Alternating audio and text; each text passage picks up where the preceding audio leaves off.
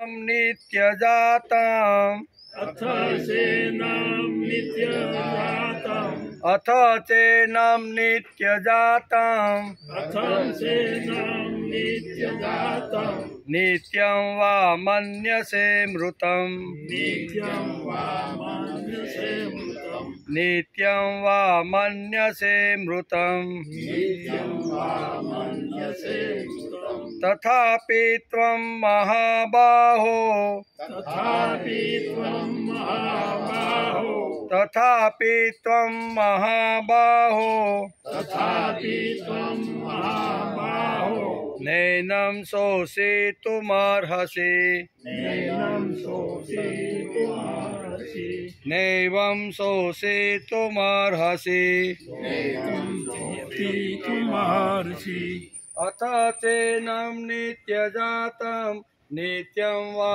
मन्यसे मृतं तथापि त्वं महाबाहो नैनं शोषितुमर्हसि तथापि त्वं महाबाहो नैवं शोषितुमर्हसि अथ चैनं नित्यजातं नित्यं वा मन्यसे मृतं तथापि त्वं महाबाहो नैनं शोषितुमर्हसि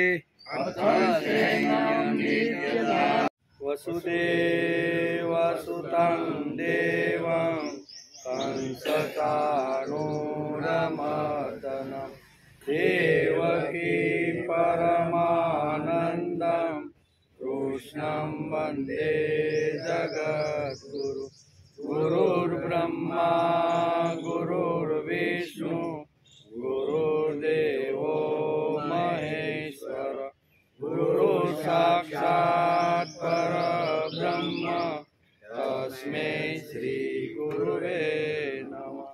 नारायणं नमस्कृत्यं नरं चैव नरोत्तमं देवीं सरस्वती व्यासं ततो जयमुदीरये ततो जयमुदीरये।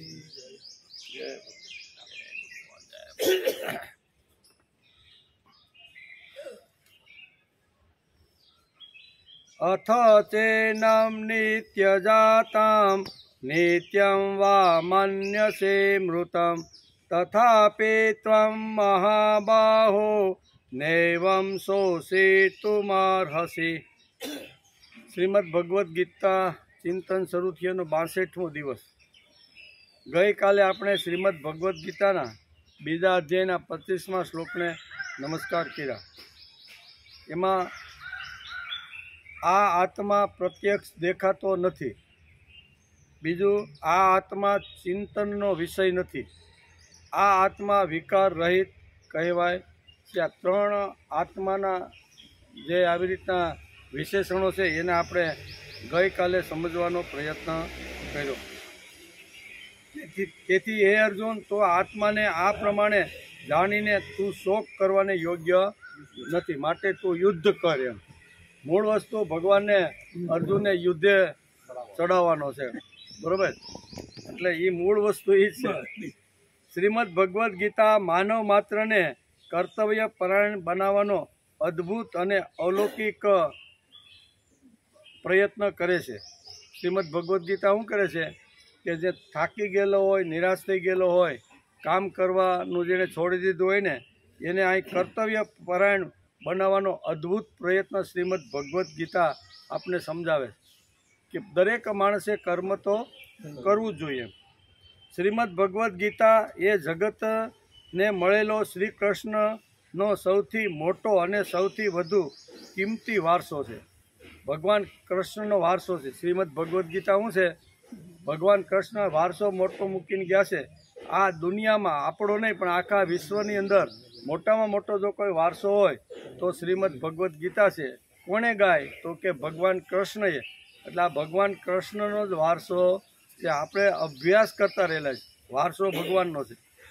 શ્રી કૃષ્ણ ભગવાન સમજાવી ગયા છે કે સિદ્ધાંત એટલે કે પ્રિન્સિપાલમાં બાંધછોડ એટલે કે કમ્પ્રોમાઇઝ સંભવી શકે નહીં। આવો ઉત્તમ વારસો 5000 વર્ષ પહેલાં ભગવાન આપીને આપને ગયા છે. એમાં કોઈ બદલ ન આવે. કોઈ સિદ્ધાંત હોય, કોઈ વૈજ્ઞાનિક કારણો હોય તો એમાં બદલ બધી આવે. આપણે વાત કરીએ કે પહેલાં દીવા હતા, પછી ફાનસ આવ્યું, પછી પેટ્રોમેક્સ આવી, બરાબર ને. આમ ધીમે ધીમે ધીમે વિજ્ઞાનમાં બદલ થતો જાય, પણ શાસ્ત્રમાં કોઈ દિવસ બદલ થાય નહીં. 5000 વર્ષ પહેલાં જે વાત કહેવાની હોય એ 5000 વર્ષ પછી પણ એ જ વસ્તુ લાગુ પડે એમ, બરાબર ને. એને શાસ્ત્ર કહેવામાં આવે છે.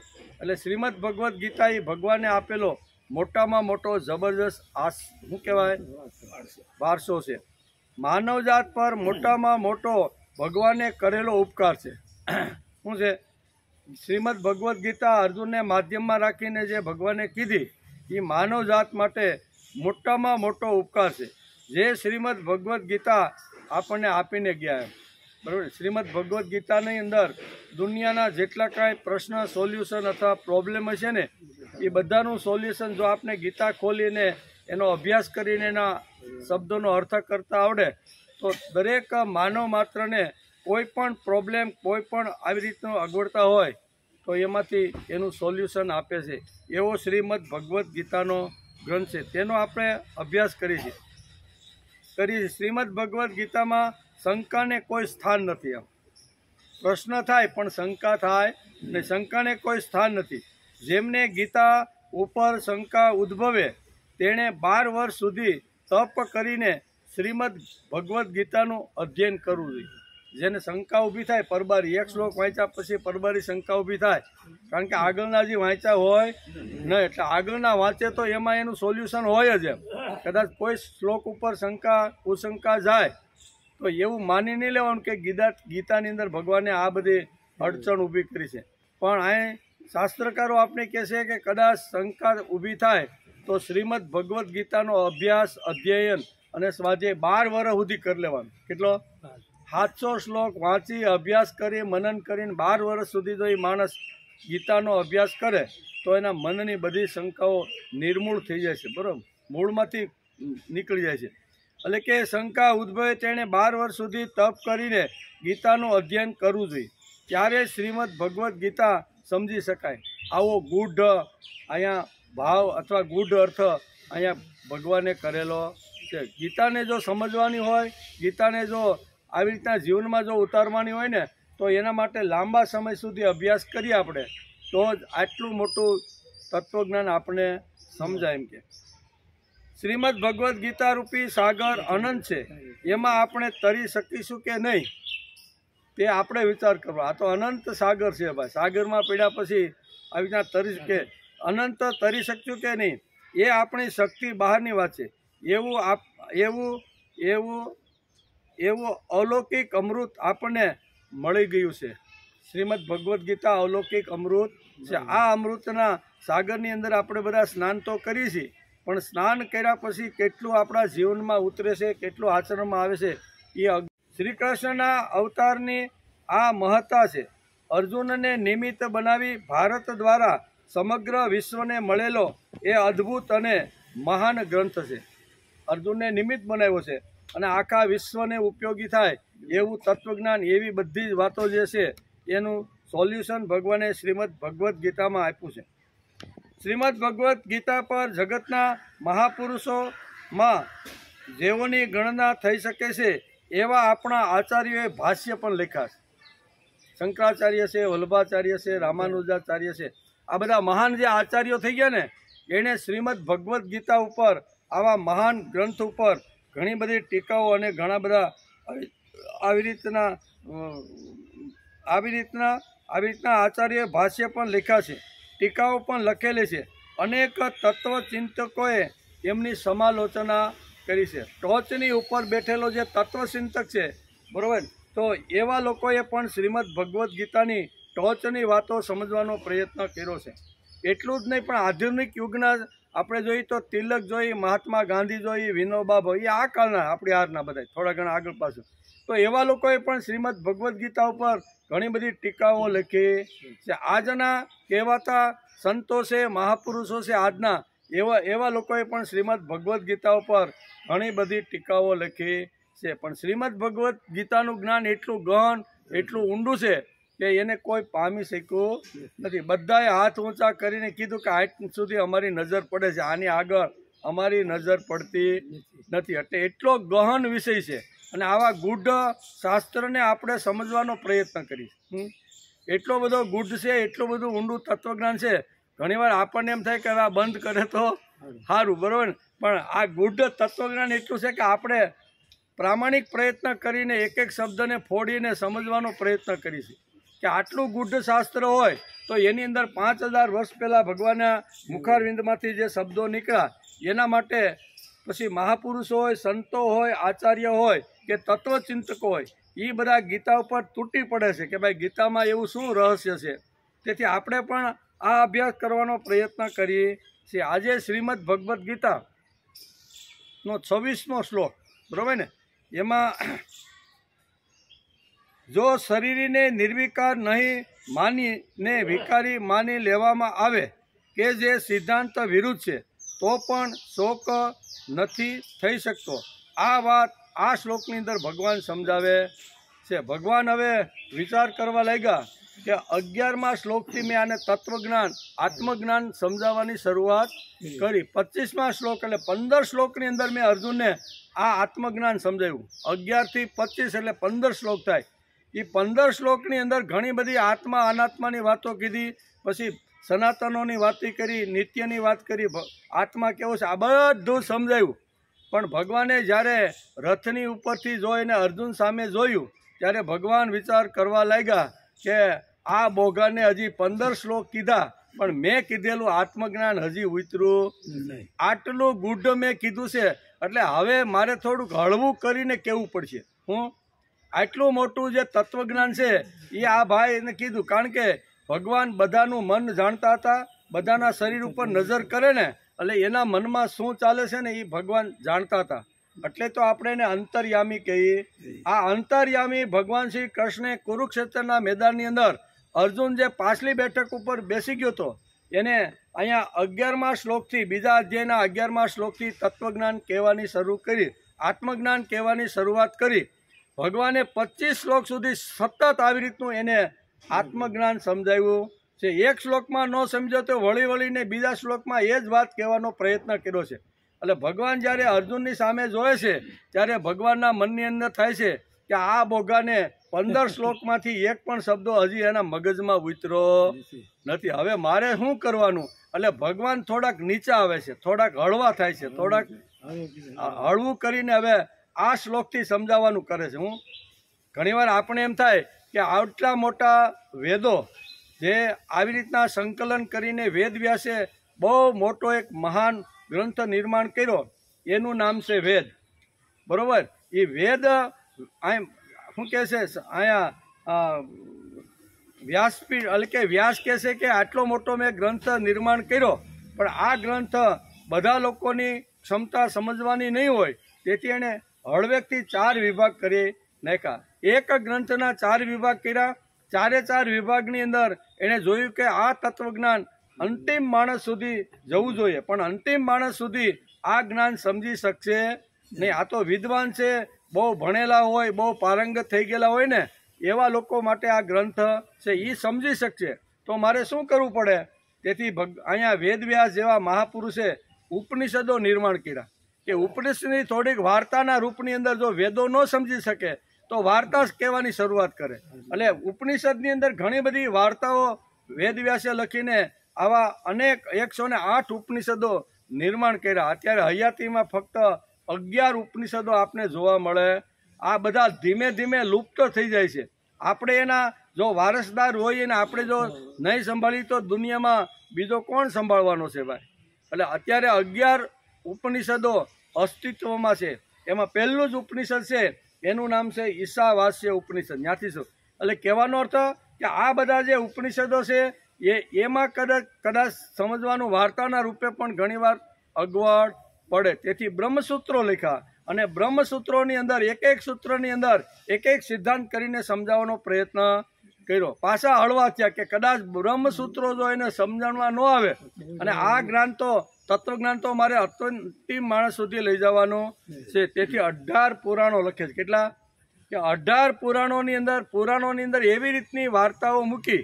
કોઈ વાર્તા કાલ્પનિક હશે, કોઈ ઘટના સત્ય બની હશે અને કોઈ વાત કોઈને સમજાવવા માટે ઉપજાવેલી પણ વાર્તાઓ હશે. શ્રીમદ ભાગવત આપણે જો વાંચીને તો એમાં ખબર પડે કે ઘણી વાર્તાઓ અતિશયોક્તિ આપણું મન પોતા કામ કરે ને એવી વાર્તાઓ લખી છે. આપણે લાગે ગપ્પા બધા હાલે છે, પણ વેદ વ્યાસને સામાન્ય લોકોના જન સુધી તત્વજ્ઞાન પહોંચાડવાનું હતું. એટલે કેટલીક વાર્તાઓ ઉપજાવીને કહેવી પડે.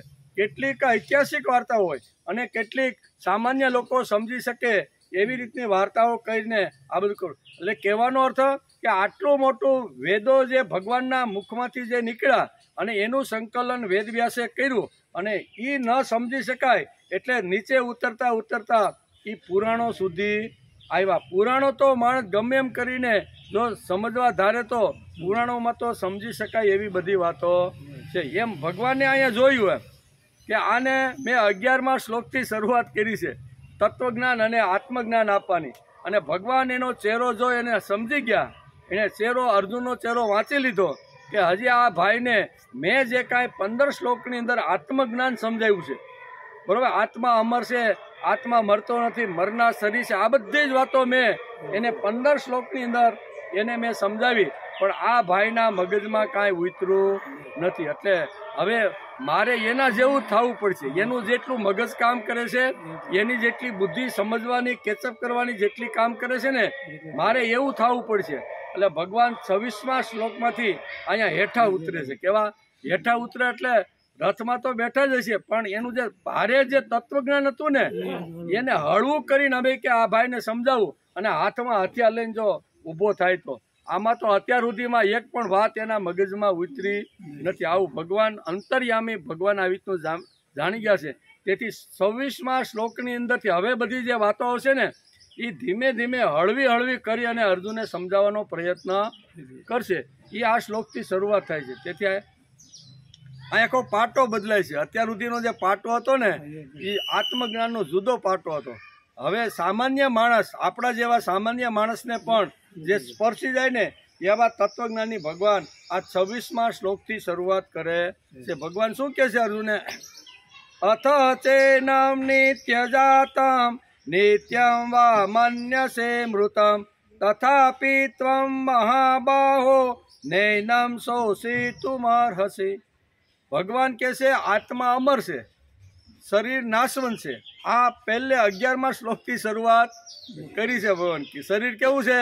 નાશવંત. તેથી શરીરનો શોક કરવો યોગ્ય નથી. આત્મા અમર છે, કોઈ દી મરતો નથી, કોઈને ભીંજવતો નથી, કોઈને ઘણી બધી વાતો ભગવાને 15 શ્લોકની અંદર અર્જુનને સમજાવવાનો પ્રયત્ન કર્યો. ભગવાન કે હવે આટલું ગુઢ શાસ્ત્ર આ ભાઈ સમજી શક્યા નથી, અત્યાર સુધી તો સમજી શક્યા નથી. એટલે ભગવાન અહીં પાટો ટ્રેક બદલે છે. આપણી ભાષામાં કેવું હોય તો ટ્રેક બદલે. એટલે પાટો બદલી અને એક નવા જ વિચારની શરૂઆત આ 26મા શ્લોકથી અર્જુનને આપવાની શરૂઆત કહે છે. શું કહે છે?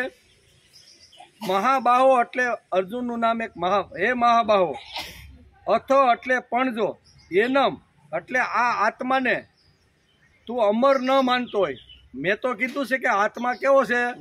અમર છે. અને તું એમ કહે છે કે આત્મા મરે છે અને આત્મા ફરીથી ક્યાંય જન્મ લેતો. આ તારો વિચાર છે. મારો વિચાર એ છે કે આત્મા અમર છે, મરે છે એ શરીર છે, બરોબર. આત્મા કોઈ દી મરતો નથી. આત્મા તો શરીરમાંથી જીવ જ્યારે ચાલ્યો જાય છે ને ત્યાંથી સૂક્ષ્મ દેહ રૂપે આત્મા બીજે કોઈ જગ્યાએ આવી રીતનો ટ્રાન્સફર થઈ જાય. આ ભગવાનનો વિચાર છે. અને અર્જુનનો વિચાર શું હતો કે આત્મા મરી જાય છે. એટલે ભગવાન શું કહે છે? હે મહાબાહો, પણ જો આત્માને તું સદા મરનાર અને જન્મનાર માનતો હોય તો હાલ એ મને માન્ય છે. શું કહે છે? અત્યાર સુધી ભગવાને અહીંયા પલ્લું નમવા દીધું નથી. ભગવાન તો કહેતા જ રહેલા છે આત્મા અમર છે. એના પછી ઘણા બધા વિશેષણો લગાડીને ભગવાને સમજાવવાનો પ્રયત્ન બધું કર્યું એમ. પણ ભગવાન કહે છે કે હવે આની બુદ્ધિમાં ઉતરવું નથી. એટલે અર્જુનના મનમાં છે કે આત્મા અમર નથી, આત્મા તો હણાઈ જાય છે અને એનું આત્માનું મૃત્યુ થઈ જાય છે. ત્યારે ભગવાન કે કાંઈ વાંધો નહીં, હાલ તું કે એ મને માન્ય. કોઈ માણસને આપણે અહીં લાવવાનો હોય ને તો ઘણીવાર આપણે કોઈની પાસે બેઠા હોય, હાલો બાપા આવું છે, તો કે ભાઈ ના ના, એ 2-3 વાત કરે, આવું તમને માન્ય હોય કે આ કાંઈ વાંધો નહીં, હાલો નહીં. એ બાપા થોડાક નીચા ઉતરે, હાલો તમે હાલશો એટલું હાલીશ, તમે કેવો ત્યાં બેસીશ, આમ કહીને તમે પણ હાલો, એમ કે નહીં. એમ ભગવાન અત્યારે કહે છે કે કાંઈ વાંધો નહીં, અત્યાર સુધીના મારા 15 શ્લોક પાણીમાં હાલ. ભલે મેં તને જે સમજાવવાનો આત્મા અમર છે એની વાત છે ને, હવે તું કે એમ, તું એમ કહેશો કે આત્મા અમર નથી, આત્મા હણાઈ જાય છે એવું તું કહેશો, બરોબર? તો કાંઈ વાંધો નહીં, હાલ હું પણ તારી હાથે સહમત થયું, હાલ આત્મા હણાય છે. અહીં કહે છે આ આત્માને સદા જન્મ લેનાર અને હણનાર છે એમ તું કહે છે, આ પણ મને માન્ય. ભગવાન કેટલા હેઠા ઉતરા, અત્યાર સુધી શું કીધું? એકદમ 15 શ્લોકની અંદર એવો મત એને પ્રદર્શિત કર્યો, બરોબર ને? એમાં કેટલાય બધા દ્રષ્ટાંતો, કેટલાય બધી શરીરની વાત કરી, વાસાંસી જીર્ણાની બધી જ વાત ભગવાને કરી, અને આત્મા અમર છે એ ઠાસીને કહેવાનો પ્રયત્ન કર્યો. પણ હવે ભગવાન કહે છે કે હાલ આ બધું મારું પાણીમાં, તું કે એમ, તું એમ કહેશો કે આત્મા મરે છે, કબૂલ, હું પણ કહું છું આત્મા મરે છે. હાલ આ હું દેખ, એટલે કે આત્મા મરે છે તથા સદા જન્મ પણ લે છે. હાલ મરે છે પણ ખરો, જન્મ પણ લે છે, અને મૃત્યુ પામનાર પણ છે, અને પાછો જન્મતો નથી. હાલ તું કે એ બધું મને માન્ય છે, આનાથી મારે બહાર જવું નથી. છતાં પણ ભગવાન કે છતાં પણ પોતે એનો મત તો રાખ્યો. હું તું એમ કહેશો કે આત્મા મરી જાય છે, મેં કબૂલ કર્યું આત્મા મરી જાય છે, આત્મા ફરીવાર બીજે ક્યાંય જન્મતો નથી, આ તારો વિચાર છે.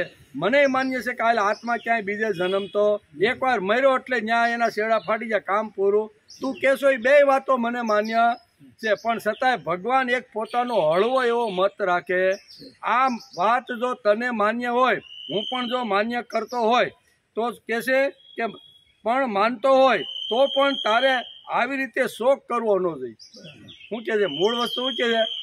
તું પણ આવી રીતનું માનતો હોય, તારી અંદર હું સહમત થઈ ગયો હોય તો પણ તારે શોક કરવો જોઈએ.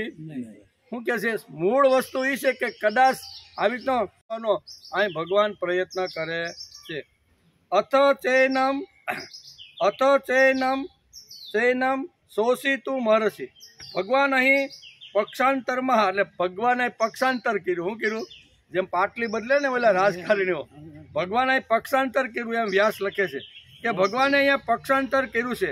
પદ આપીને કહે છે કે જો સિદ્ધાંતોની અને સાચી વાત આ છે કે દેહી કોઈ પણ કાળમાં જન્મમાં મરવાવાળો નથી, તો પણ જો તું સિદ્ધાંતથી બિલકુલ વિરુદ્ધ હોય, તું પાછો વિરુદ્ધમાં આવેલ છો, તું એમ કહેશો કે ના ના આત્મા તો મરી જાય છે, પણ આત્મા કોઈ દી મરતો નથી, સ્થળાંતર એટલે ટ્રાન્સફર થાય છે, એક જીવમાંથી જીવ જાય એટલે બીજી જગ્યાએ કોઈ જન્મ લઈ લે છે.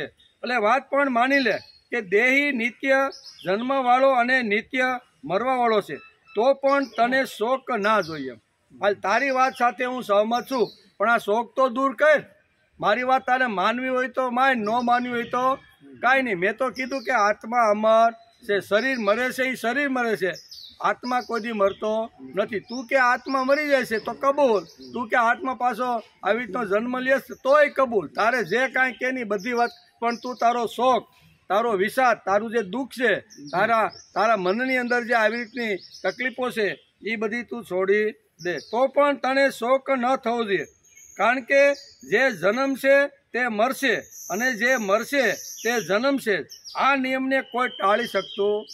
ભગવાને બહુ સરસ પાછું કહે છે કે જન્મે છે એનું મૃત્યુ નક્કી છે, અને મરે છે એનો જન્મ નક્કી છે, પણ તારા મનની અંદર આ શોક આવ્યો છે ને, એ શોક તારે છોડી દેવો જોઈએ. તારે જે માનવું હોય તે માન, પણ તું નિરાશ થામાં, તું આવી રીતનો દુઃખી થામાં. ભગવાને કોઈ પણ રીતે અર્જુનનો દુઃખ, અર્જુનનો શોક દૂર કરવો છે. જો બીજને, એટલે કે બીજને પૃથ્વીમાં દાબી દેવામાં આવે, બી હોય ને આપણો મગફળીનું કે જુવાનું જે કાંઈ બી હોય, જો બીજને પૃથ્વીમાં દાબી દેવામાં આવે તો તે ઉગીને અંકુર આપી દેશે, અને તે જ અંકુર ક્રમશઃ વધીને વૃક્ષ રૂપ થઈ જાય છે. આમાં સૂક્ષ્મ દ્રષ્ટિએ જોવામાં આવે કે શું તે બીજ એક ક્ષણ પણ એક રૂપે રહ્યું? પૃથ્વીમાં તે પ્રથમ પોતાનું કઠણ રૂપ ત્યજીને કોમળ રૂપ બની જાય છે. આપણે વરસાદ થાય અને પછી બી આપણે જમીનમાં નાખીને, એટલે પહેલાં હતું કેવું કઠણ, બરાબર ને, પછી ધીમે ધીમે 2-5 દિવસ થાય ને એટલે એકદમ કોમળ બની જાય ભગવાને દ્રષ્ટાંત અર્જુનને આપે છે કે પ્રથમ પોતાનું કઠણ રૂપ ત્યજી દે. કેવું કઠણ હતું એ 2-5 દિવસ થાય, જમીનમાં પડ્યું રહે, ઉપર વરસાદ પડે એટલે કઠણનું જે રૂપ હોય એ છોડી દે છે અને કોમળ બની જાય છે. ત્યજીને કોમળ રૂપ બની ગયું, પછી કોમળ રૂપને ત્યજી દે છે.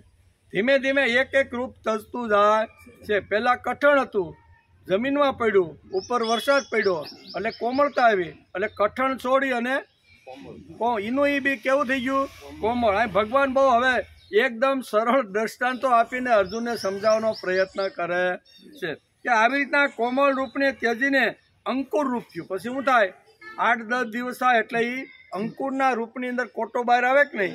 આપણે ત્યાં બધા બેઠા છીએ એટલે આ સમજી શકીએ, પણ મુંબઈમાં જો આ વાત કોઈને કીધી હોય તો એ સમજી શકે નહીં. એટલે આપણે તો બધા કરીને બેઠા છીએ. હા, એટલે બીયા નાખીને બેઠા છીએ. કઠણ આવી રીતના બીજ થાય અને એમાંથી કોમળ થાય, કોમળમાંથી અંકુર ફૂટે છે, અંકુર રૂપે બહાર આવે છે. ત્યારબાદ અંકુર રૂપે તજીને વૃક્ષ રૂપ બની જાય.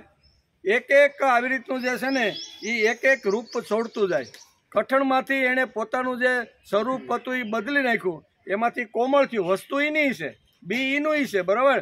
એમાંથી કોમળ થયું, કોમળમાંથી અંકુરમાં આવ્યું, અંકુરમાં આવ્યું એટલે કોમળતાનું જે રૂપ હતું એ એણે છોડી દીધું અને અંકુરમાંથી જ્યારે વટવૃક્ષ આવી રીતનું થાય છે ત્યારે આવી રીતનું કોમળ રૂપ છોડીને એ વૃક્ષ રૂપ બની જાય છે. અને અંતે આયુષ્ય સમાપ્ત થતાં તે સુકાઈ જાય. વર્ષ, 2 વર્ષ, 10 વર્ષ, 100 વર્ષ, 5 વર્ષ, જેવું વૃક્ષ જેવું બીજ એ પ્રમાણે પેલા જમીનમાં જાય, જમીનમાંથી એ કોમળ રૂપમાં આવે, કોમળ રૂપમાંથી અંકુરમાં આવે, અંકુરમાંથી વૃક્ષ થાય અને પછી એનો જેવો સમય આવે, માનો કે 4 મહિના સુધી રહેવાનું હોય, મગફળી હોય, જુવાર હોય, એ 2-4 મહિનાની અંદર એનું ફળ આવે એટલે પછી એ પૂરું થઈ જાય છે. અને કોઈ નાનું એવું બીજ હોય વડલાનું, બરાબર, તો એ તો વર્ષો સુધી રહે. એટલે જન્મે છે, અહીં ભગવાનનું કહેવાનું એ છે કે જન્મે છે એનું મૃત્યુ નક્કી છે અને મૃત્યુ જે થાય છે એનો જન્મ પાછો નક્કી છે. માટે તું શોક છોડી દે, તારા શોકને હું સહન કરી શકતો નથી. ગયું અને અંતે આયુષ્ય સમાપ્ત થતાં તે સુકાઈ ગયું. આ રીતે બીજ એક ક્ષણ પણ એક રૂપે ના રહ્યું, બલકે પ્રતિ ક્ષણે બદલાતું રહ્યું. જો બીજ એક ક્ષણ પણ એક રૂપે રહેતું હોય તો વૃક્ષના સુકાવા સુધીની ક્રિયા કેવી રીતે થાત? એણે પહેલાં રૂપને છોડ્યું અને તેનું મરવું થયું અને પછી બીજા રૂપને ધારણ કર્યું. આ તેનો જન્મ થયો. આ રીતે પ્રતિ ક્ષણે જન્મવું અને મરતું રહ્યું છે. બીજની જેમ આ શરીર છે, બીજ જેમ છે એમ આ શરીર છે. બીજની જેમ જ આ શરીર છે. બહુ જ સૂક્ષ્મ રૂપથી એટલે કે વીર્યના જંતુ રજની સાથે ભળ્યું. તે વધતું બાળકના રૂપમાં બની ગયું અને પછી જન્મ્યું. જન્મ પછી તે વૃદ્ધિ પામી, એ ધીમે ધીમે મોટું થયું, યુવાન થયું અને યુવાન થયા પછી ધીમે ધીમે પાછું એ શરીર ઘટતું ગયું અને અંતે મરણ પામ્યું. જેમ બીજની જેમ દાખલો આપીને કહે છે એમ આપણા શરીરની વાત કરીને ભગવાન અર્જુનને સમજાવે છે. આ રીતે શરીર એક ક્ષણ પણ એક રૂપે નહીં રહેતા બદલાતું રહ્યું છે, અર્થાત પ્રતિ ક્ષણે જન્મતું રહ્યું છે. ભગવાન કહે છે કે જો તું શરીરની જેમ શરીરીને પણ નિત્ય જન્મવાળો માની લે તો પણ તને શોક કરવો યોગ્ય નથી. માની લે કે હાલ તો નથી, આત્મા અમર છે એમ ભગવાનનું આવી રીતે દ્રઢપણે માનવું છે.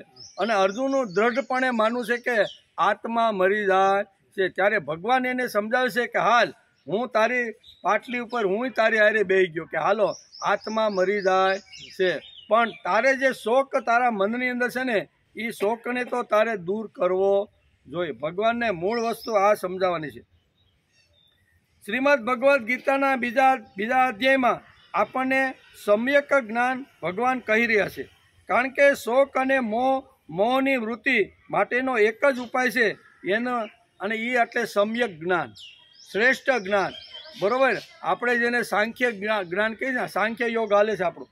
સાંખ્ય જ્ઞાન એટલે શ્રેષ્ઠ જ્ઞાન, સાંખ્ય જ્ઞાન એટલે સમ્યક જ્ઞાન. અને કોઈ પણને મોહ થાય, કોઈ પણને આસક્તિ જાગે, કોઈ પણને શોક થાય ને તો એને હલ કરવાનો એક જ ઉપાય ભગવાન કહે છે કે એના માટે સમ્યક જ્ઞાન, શ્રેષ્ઠ જે દુનિયાનું જ્ઞાન છે ને એ જ્ઞાન જો માણસ પ્રાપ્ત કરે તો ગમે તેવી પરિસ્થિતિમાં માણસને શોક થતો નથી, દુઃખ થતું નથી. બધું જે કાંઈ છે એ સમજીને બેસો છે.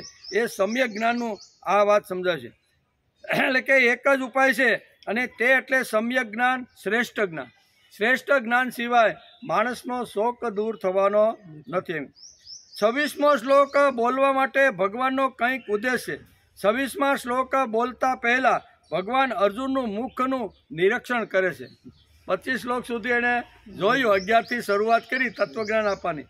પછી હળવેકથી ભગવાન એના સામું જોવે છે કે અત્યાર સુધી મેં જે કાંઈ એને તત્વજ્ઞાન સમજાવ્યું એ એની બુદ્ધિમાં ઉતર્યું, એના મનમાં કાંઈ ફેરફાર પડ્યો, ઇન્દ્રિયોની અંદર કાંઈ સળવાટ ઉપડ્યો, કાંઈ હાથ કાંઈ આ ફેંકી દીધા છે, ધનુષ અને બાણ એના તરફ કાંઈ. ભગવાન આ બધું નિરીક્ષણ કરે છે. હું કે આટલી બધી વાતો કર્યા પછી ભગવાન નિરીક્ષણ કરે છે. આપણે પણ નિરીક્ષણ ન કરી. માનો કે પહેલો વરસાદ થાય, સરસ મજાનો થાય, બીજે દિવસે આપણે વાવણી વાવી આવી અને 2 દિવસ જાય એટલે આપણે નિરીક્ષણ કરવા જાય છે કે ક્યાં કોઈ ખાલું કામ તેમ જરી કોટો બારો નીકળે આમ તેમ છે તો મારે નિરીક્ષણ કરે ને, ક્યાંય આવી રીતનું ડુલ્લું બુલ્લું પડ્યું છે કેમ છે. 2-5 દિવસ થાય એટલે ખબર પડવા મને. એટલે માણસ જેમ નિરીક્ષણ કરે કે ભાઈ વાવ્યા પછી અથવા આ કામ કર્યા પછી એ કેવું થયું છે, એમ ભગવાને કીધું કે 15 શ્લોક મેં એને કીધા. 11થી 25 શ્લોક એટલે 15 શ્લોક સુધી મેં એને આત્મજ્ઞાન સમજાવ્યું. બીજું કોઈ વચ્ચે કાંઈ સમજાવ્યું નથી. આત્મજ્ઞાન સમજાવ્યા પછી આની અંદર કાંઈ ફરક થયો આવું નિરીક્ષણ પાછલી બેઠક ઉપર બેઠેલા અર્જુન ઉપર અહીંયા હાથની અંદર લગામ છે અને ભગવાન અર્જુનની સામે જોવે છે. અર્જુનની સામે જોયું, અર્જુનનો ચહેરો વાંચ્યો, એનું મન વાંચ્યું, એની બુદ્ધિ વાંચી, એની ઇન્દ્રિયો જોઈ કે આમાં કાંઈ સળવાટ, હાથમાં કાંઈ સળવાટ ઉપડ્યો કે જે ફેંકી દીધેલા હથિયારો જે છે એ પાછું કાંઈ હું લઉં એવું કાંઈ થાય છે કે નહીં. એટલે ભગવાન એકદમ બારીકતાથી અહીંયા અર્જુન તરફ નિરીક્ષણ કરે છે. એટલે કે ભગવાન અર્જુનનું મુખ તરફ નિરીક્ષણ કરે છે. એટલે કે વાતની સાથે ચહેરાનો અનુભવ પણ કરે છે. જેમ વાત કરતા જાય છે એમ એના ચહેરા ઉપર કાંઈ બદલ આવે છે એ પણ ભગવાન જોતા રહેલા છે. આપણે કહ્યું તે તેને સમજાયું કે નહીં, આપણે કહ્યું તે તેને સમજાયું કે નહીં, તેનો પ્રતિસાદ મળ્યો કે નહીં વગેરે આપણે પણ નિરીક્ષણ કરીએ છીએ કે નહીં.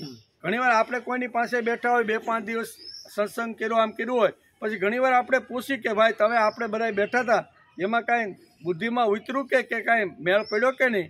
એવી રીતે અહીં ભગવાન પણ 15 શ્લોક કીધા પછી અહીંયા એક નિરીક્ષણ કરીને જોવે છે કે આ ભાઈના મગજમાં કાંઈ મારી કીધેલી વાત ઉતરી કે હજી ભાઈ એમનન છે. એમ કે શ્રીમદ ભગવદ્ ગીતાના પ્રથમ અધ્યાયમાં રાજા દુર્યોધન પોતાના રથમાંથી, આપણે આગળ પહેલા અધ્યાયમાં જોતા હતા બરાબર ને, પહેલા અધ્યાયની અંદર બહુ સ્પષ્ટ રીતે વેદ વ્યાસે આખું ઐતિહાસિક નિરૂપણ કર્યું છે.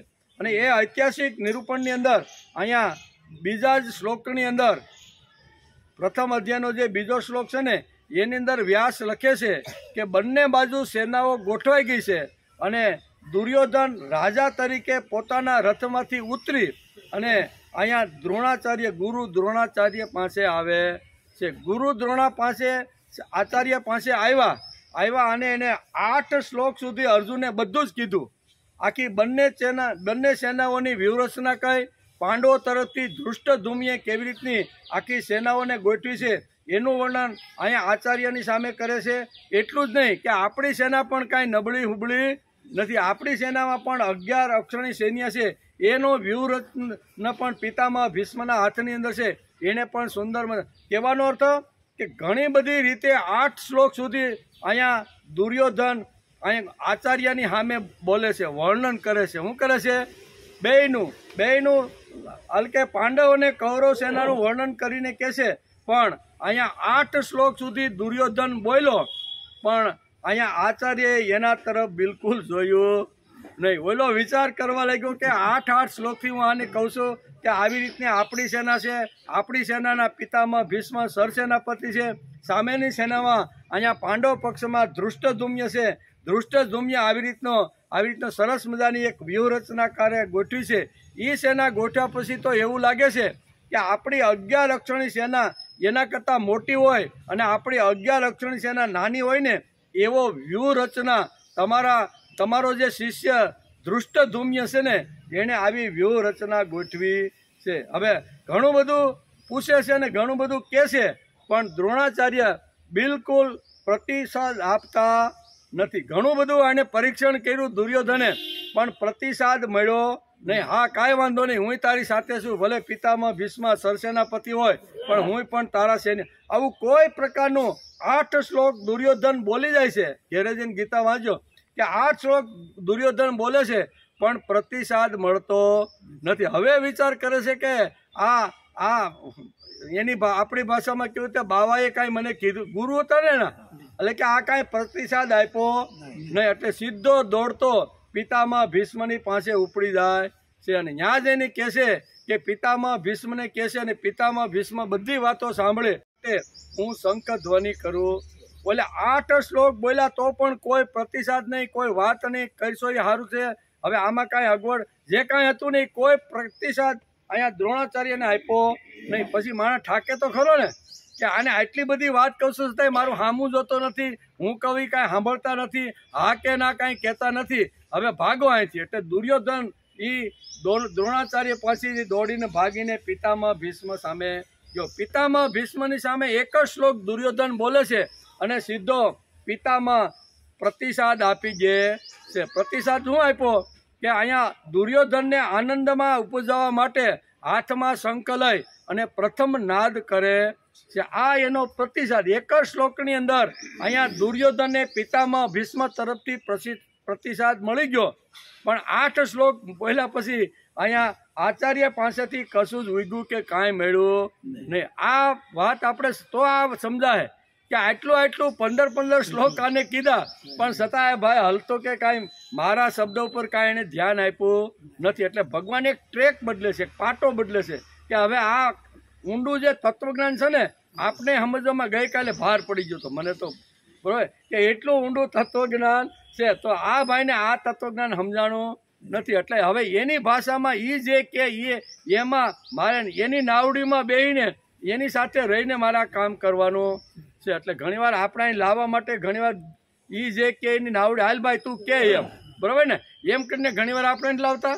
તો એવી રીતે ભગવાન કહે છે કાંઈ વાંધો નહીં, હવે અર્જુનની નાવડીમાં બેહો ભાઈ, મારી નાવડીમાં બેહાડવાનો મેં પ્રયત્ન કર્યો, પણ આ ભાઈએ 15 શ્લોક સુધી કાંઈ ધ્યાન આપ્યું નહીં. તેથી આખો ટ્રેક બદલે છે અને 26મા શ્લોકથી આ ટ્રેકની શરૂઆત થાય છે.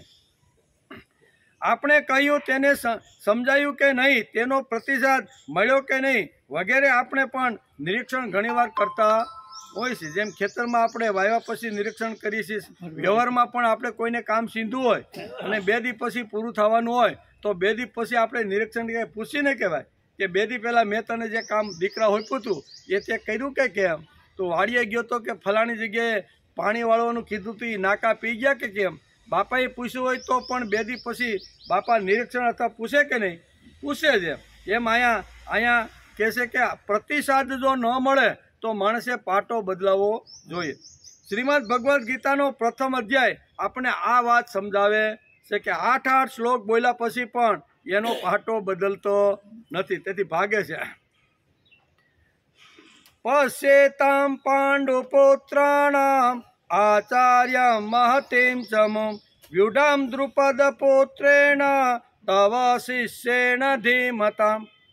હે ગુરુદેવ, આપણા બુદ્ધિમાન શિષ્ય દ્રુપદ પુત્ર ધૃષ્ટદ્યુમ્ન વડે વ્યુહકારે ઊભી કરાયેલી પાંડુપુત્રોની આ અત્યંત વિશાળ સેનાને તમે જુઓ. દ્રોણાચાર્ય કાંઈ જોયું? એણે કીધું કે આ વિશાળ સેના, આ તમારો જે શિષ્ય છે ને એના જે પિતા દ્રુપદ છે, દ્રુપદનો પુત્ર ધૃષ્ટદ્યુમ્ન, અને ધૃષ્ટદ્યુમ્ન પણ આ તમારો શિષ્ય છે. એણે સુંદર મજાની વ્યૂહરચના ગોઠવી છે કે આપણી 11 અક્ષરની સેના કરતાં પણ 7 અક્ષરની સેના ભારે પડે ને એવી રીતની ગોઠવી. છતાંય અહીંયા શું કહેવાય, દ્રોણાચાર્યના સામું જોતા. હવે તો ઘણા બધા 8 શ્લોક સુધી આપણે જઈએ તો ખબર પડે કે એકેય શ્લોકમાં પ્રતિસાદ આપ્યો નથી. 3જા શ્લોકથી શરૂઆત કરી દુર્યોધનના 10મા શ્લોક સુધી દ્રોણાચાર્યને બંને સેનામાં ના નિરીક્ષણ કર્યું, વ્યૂહ રચનાની વાત કરે છે, પણ 8 શ્લોક સુધી તેની કોઈ પ્રકારની અસર દ્રોણાચાર્ય ઉપર પડતી નથી. તેથી એનું મુખ જોઈને કહે છે કે આ મહાત્મા તો કોઈ મને પ્રતિસાદ આપતા નથી. તેથી દુર્યોધન સમજી જાય છે અને તેથી પિતામહ ભીષ્મ પાસે એ દ્રોણાચાર્યને છોડીને ત્યાં જાય છે. ભીષ્મ પિતામહ વડે અલકે રક્ષાયેલી આપણી તે સેના અપરિમિત હોવાને લીધે બધી જ રીતે અજય છે, જ્યારે ભીમ વડે રક્ષાયેલી આ લોકોની સેના પરિમિત છે.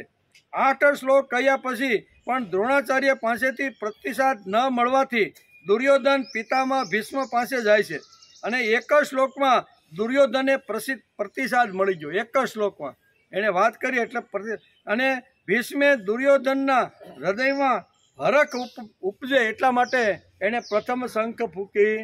એટલે 8 વખત મહેનત કરી પણ છતાં એને પ્રતિસાદ મળ્યો નહીં. એટલે હવે કે હવે અહીં કાંઈ આપણું કાંઈ બહુ હાલે એમ લાગતું નથી. તેથી હવે પાટો બદલો એમ. એટલે જેમ અહીંયા ભગવાન કૃષ્ણ અહીંયા અર્જુનને સમજાવતા જેમ પાટો બદલે છે એમ દુર્યોધન પણ પાટો બદલીને પિતામહ ભીષ્મની પાસે જાય છે. તેવી જ રીતે ભગવાને 11 થી 25 શ્લોક સુધી અર્જુનને સમ્યક જ્ઞાન કીધું, શ્રેષ્ઠ જ્ઞાન કીધું, આત્મજ્ઞાન કીધું, સાંખ્ય જ્ઞાન સમજાવવાનો પ્રયત્ન કર્યો.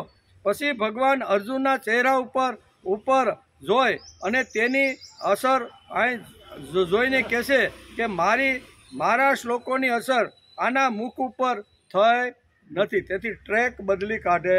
હવે એને પચે ને એવું કાંઈક આપો, બરોબર ને? એમ કરી અને અહીં ટ્રેક બદલાવાનો પ્રયત્ન કરે છે. ટાઈમ થઈ ગયો. ભગવદ્ ગીતા અધ્યાય 2 સાંખ્ય યોગ, એની અંદર 11 થી 25 શ્લોક સુધી એટલે 15 શ્લોક સુધી ભગવાન આત્મજ્ઞાન અર્જુનને સમજાવે છે.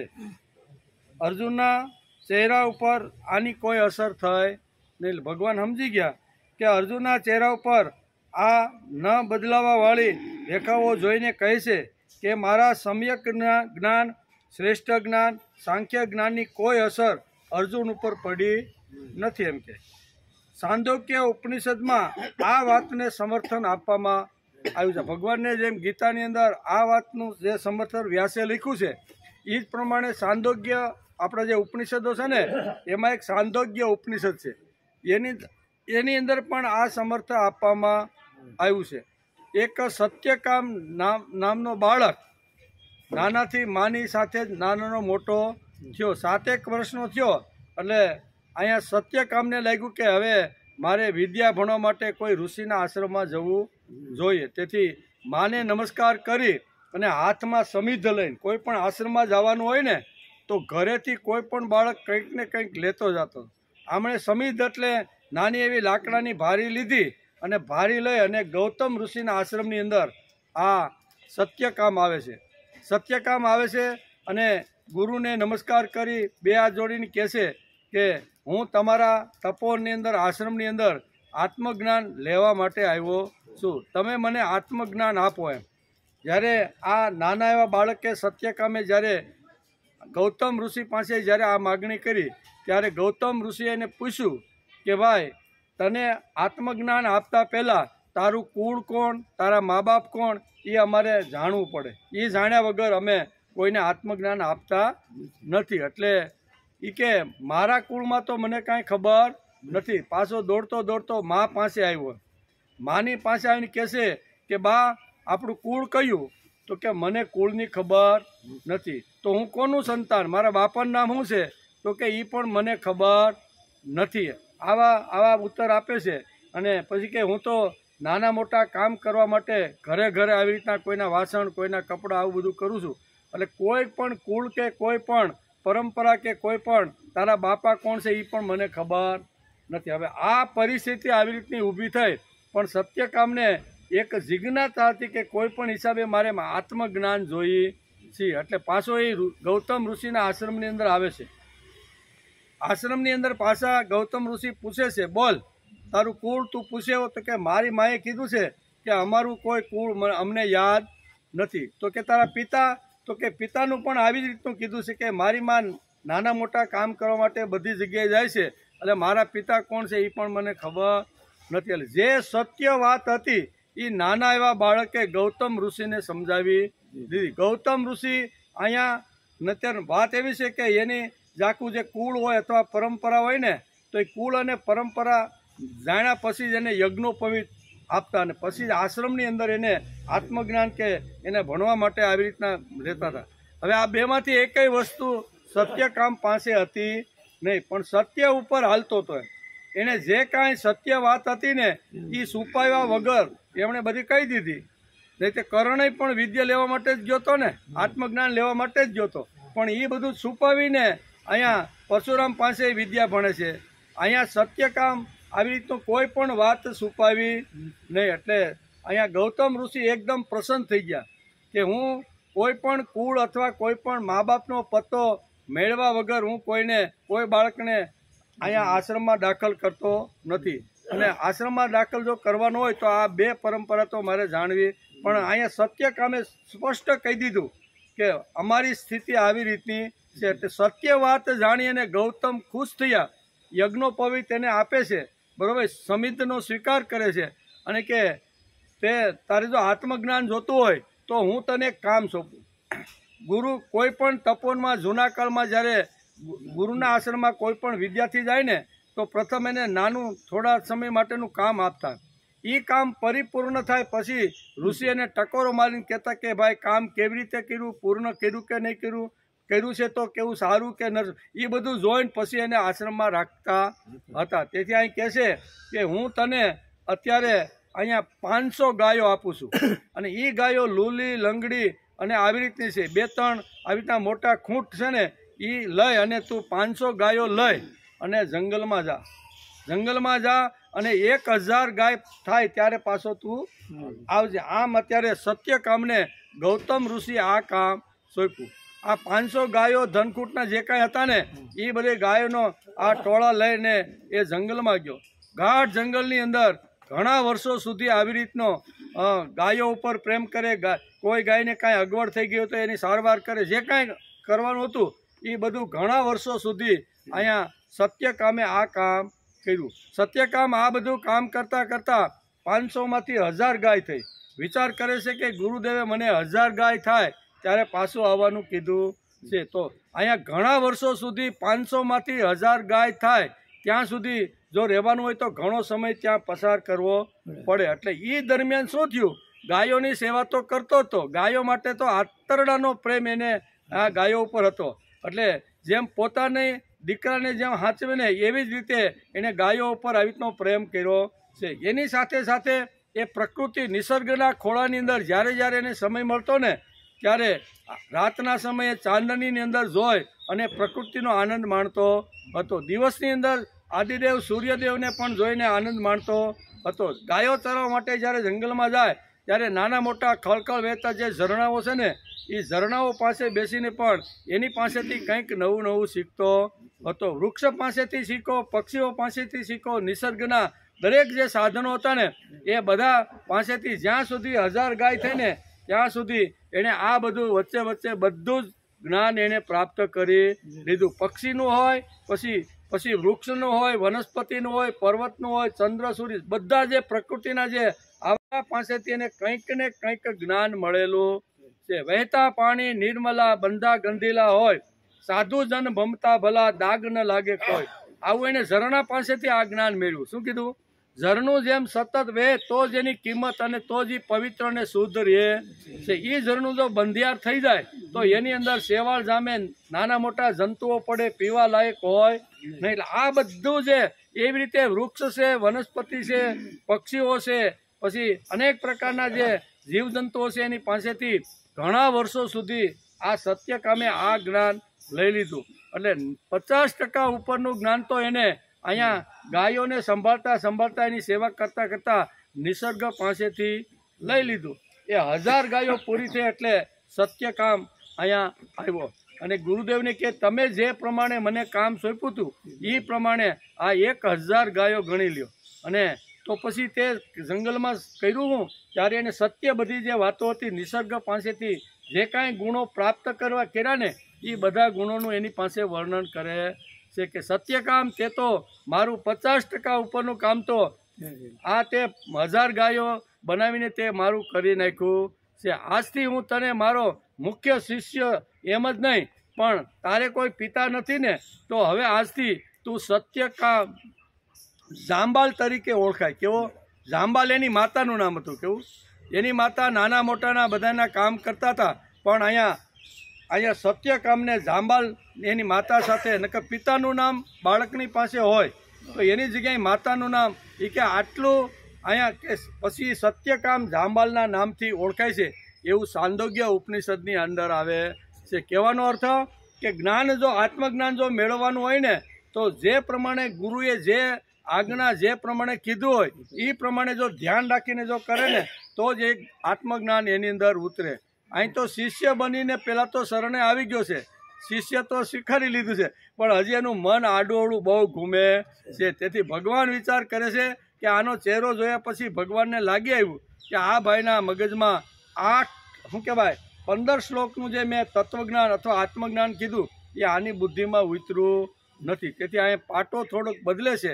અર્જુનના મનમાં જે કાંઈ છે ને એના હોડીમાં બેસી જાય છે, એને જેવું લાગે ને એવું જ ભગવાન હવે કહેવાની શરૂઆત કરી. આમ કરીને કોઈ પણ રીતે એનો શોક અને મોહ કેવી રીતનો દૂર થાય ને, ભગવાનનો આ જ મોટો પ્રયત્ન કે કોઈ પણ મારો જે શિષ્ય બન્યા પછી એનો મોહ પણ જવો જોઈએ અને એનો શોક એ જાઓ વિષાદ કરીને નિમાણો થઈને જે બેઠો છે ને એની અંદર ચૈતન્ય નિર્માણ થવું જોઈએ. આવું ભગવાનને સતત લાગતું રહેલું છે.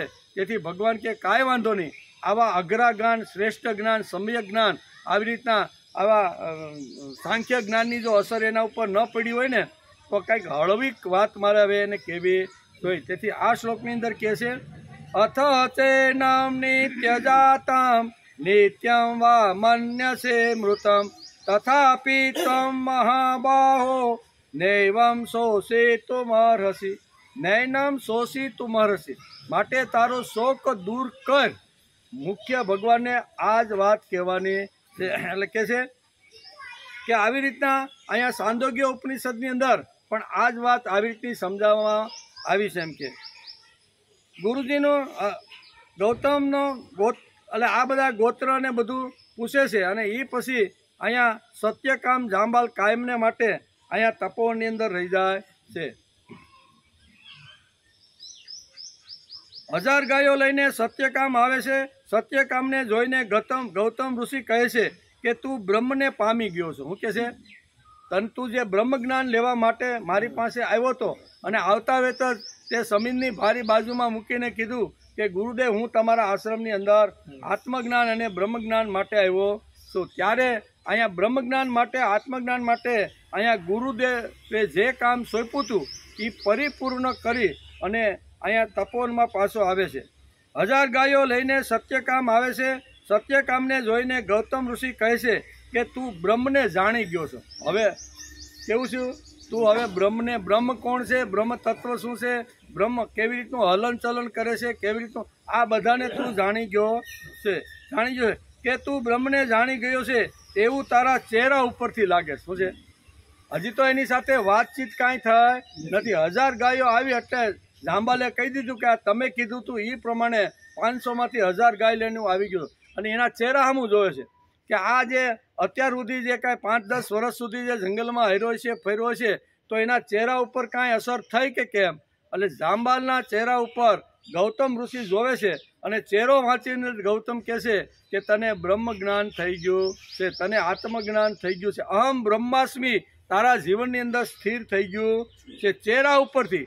એમ ભગવાન પણ અહીંયા અર્જુનના ચહેરા ઉપર જોવે છે. જેમ ગૌતમ ઋષિએ જાંબાલના ચહેરા ઉપર જોયું કે આટલા સમય વિતાવ્યા પછી એના ચહેરા ઉપર કાંઈ લાગે છે તો ચહેરો જોઈને જ કહી જાય છે કે તું બ્રહ્મ જ્ઞાનનો અધિકારી અને બ્રહ્મ જ્ઞાન તે પ્રાપ્ત કરી લીધું છે. એમ ભગવાન પણ રથની અંદર બેઠા બેઠા 15 શ્લોક કીધા પછી એમ થાય છે કે હવે આનો ચહેરો તો જરીક જોઈ લો.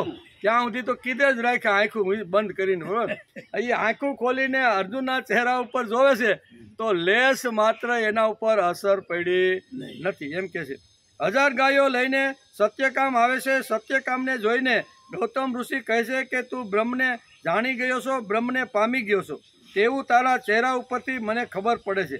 ચહેરા ઉપરથી એવું ભાષે છે કે તું બ્રહ્મજ્ઞાની થઈ ગયો. અહમ બ્રહ્માસ્મિની શૈલી જે પગથી છે ને, હું માણસ છું, હું સારો માણસ છું, હું ભગવાનનો માણસ છું અને હું જ ભગવાન છું. આ આત્મજ્ઞાનની 4 પગથીઓ આપણા શાસ્ત્રમાં લખી છે. કેવું?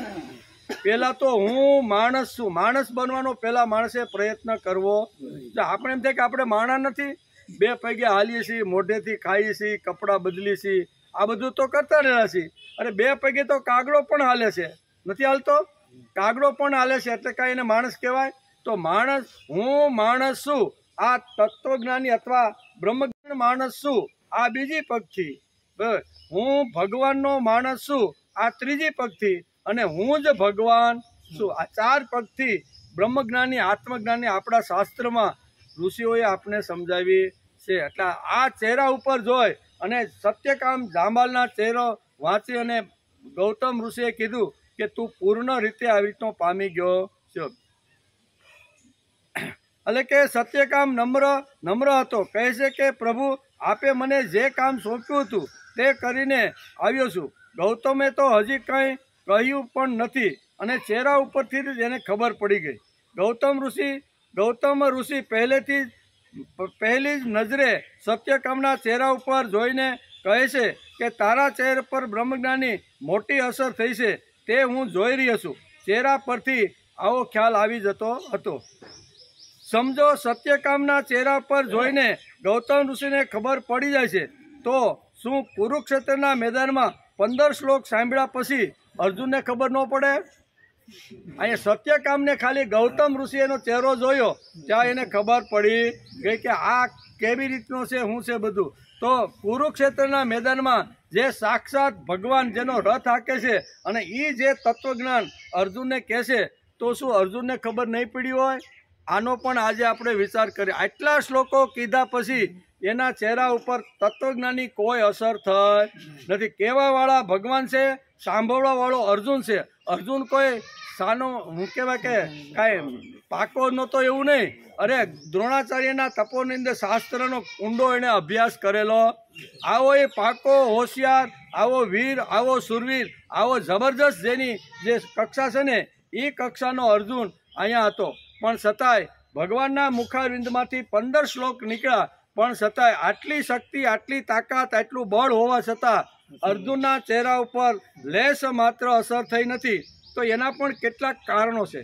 એમ વેદવ્યાસ લખે છે કે આટલો ભગવાન જેવા ભગવાન, વિશ્વંભર જેવો વિશ્વંભર, જે આખો સનાતન જે છે એવા મહાપુરુષ અહીંયા તત્વજ્ઞાન કે અને અર્જુનના ભેજામાં ન ઉતરે એ તો શક્ય નથી. પણ આ વેદવ્યાસ લખે છે કે ઉતરી જ નથી. એકેય વાત આ 15ના શ્લોકની અંદર બિલકુલ અર્જુનના મગજમાં, બુદ્ધિની અંદર, એના ચહેરા ઉપર કોઈ પ્રકારની અસર થઈ નથી. વેદવ્યાસ લખવાવાળા છે, ભગવાન બોલવાવાળા છે, સાંભળવાવાળો અર્જુન છે, પણ છતાં આ અસર થતી નથી. તો એના કારણો પણ અહીં બહુ સરસ સમજાવવાનો પ્રયત્ન કર્યો છે. શા માટે 26મા શ્લોકમાં એકદમ ભગવાને ટર્ન લીધો, પરબારો ટર્ન લઈ લીધો? અત્યાર સુધી તો આપણા ભેજામાં ન ઉતરે ને એવું તત્વજ્ઞાન આપણે પણ સમજાતું નહોતું, પણ સમજવા માટે આપણે પ્રયાસ કરતા હતા. એવો ટર્ન અહીં ભગવાન લે છે. શા માટે 26મા શ્લોકમાં એકદમ ટર્ન લે છે? ભગવાન જે 15 શ્લોકમાં કહેતા હતા તેના કરતાં કંઈક જુદી જ વાત કહે છે. ભગવાન પોતાની બેઠક પરથી નીચે ઉતરીને શા માટે બોલે છે? કારણ કે 25મા શ્લોક સુધી ભગવાને અર્જુનના ચહેરા ઉપર દેખાવું જોઈતું હતું, તે દેખાણું નહીં. એટલે ભગવાને પાટો, જે ચહેરા ઉપર ફેરફાર થવો જોઈએ કે હમણાં કાંઈક ચહેરા ઉપર ફેર થશે, થોડુંક આમ બધું થશે, પણ એ દેખાણો નહીં. એટલે ભગવાને ટ્રેક મળ્યો. આમ તો ભગવાન ગીતામાં અર્જુનને શોક, સંવિઘ્ન, મોહ દૂર કરવા માટે જ સમ્યક જ્ઞાન, શ્રેષ્ઠ જ્ઞાનની શરૂઆત કરે છે. સાંખ્ય જ્ઞાનની શરૂઆત શા માટે? એનો મોહ એક હતો અને એક આવી રીતનું તકલીફ હતી. 15 શ્લોકમાં સાંખ્ય જ્ઞાન કહ્યા પછી અર્જુનને સમજાય જવું જોઈએ, પણ અર્જુન પર કોઈ અસર નથી થઈ. તેના ચહેરો જોઈને ભગવાન ટ્રેક બદલે છે. આપણે આગળ જોતા હતા કે દ્રઢ જ્ઞાન થઈ જાય તો અર્જુનનો શોક નિવૃત્ત થઈ જાય. એક દ્રઢ જ્ઞાન જો થઈ જાય તો એનો જે શોક છે, એનો મોહ છે ને, એ દૂર થાય. પણ 25મા શ્લોકમાં થઈ જાય પછી આગળની ગીતા કહેવાની જરૂર નથી, પણ એનો મોહ ગયો નહીં, એનો શોક ગયો નહીં. એટલે ભગવાનને આગળ આ કહેવું પડ્યું. નકર 15 શ્લોક તો આખી દુનિયા માટે બહુ છે એટલા, બરોબર ને? આત્મજ્ઞાનના, બ્રહ્મજ્ઞાનના જે શ્લોકો જે કીધા છે ભગવાને 15, એ તો આખી દુનિયાને પૂરા થઈ જાય એટલા છે એના ઉપર ગમે એટલું રિસર્ચ ને ગમે એટલું સંશોધન કરી તો ખૂટે એમ નથી. પણ આ ગીતા પૂરી થઈ નહીં. શા માટે? કે અર્જુનને જે કીધું એની અસર અર્જુન ઉપર કોઈ થઈ નથી. એને તો કોઈ પણ હિસાબે અર્જુનને હાથમાં હથિયાર લઈ એનો શોક અને મોહ દૂર 3 વાતો ભગવાને એની પાસેથી કરાવવાની હતી. એક તો શોક હતો, બીજો પિતામહ ભીષ્મ પ્રત્યે મોહ હતો, અને જે હાથમાંથી હથિયાર દૂર ફેંકીને કહેશે કે હવે હું યુદ્ધ કરવાનો નથી. એટલે 3 વાતો ઉપર ભગવાનની નજર છે કે આ 3 વાતો મારે કરાવવી જોઈએ. એક તો હાથમાં હથિયાર લેવડાવવા જોઈએ, શોક એનો દૂર કરવો જોઈએ, અને સ્વજનો ઉપર મોહ જે થયો છે એ મોહ મારે દૂર કરવો. ભગવાનના મગજમાં હતું. ભગવાનને આ 3માંથી એકેય વાત અર્જુનના ચહેરા ઉપર દેખાણી નહીં કે આ તો બધું ક્યાં ગયું, ક્યાં દળીના ક્યાં ગયું, ઢાંકણીમાં. બીજું કે દ્રઢ જ્ઞાન થોડું ઘણું સમજાયું છે. શ્રવણમ કીર્તનમ નિધિધ્યામ આ બધું કરતાં કરતાં દ્રઢ થઈ જાય. દ્રઢ જ્ઞાન ક્યારે થાય?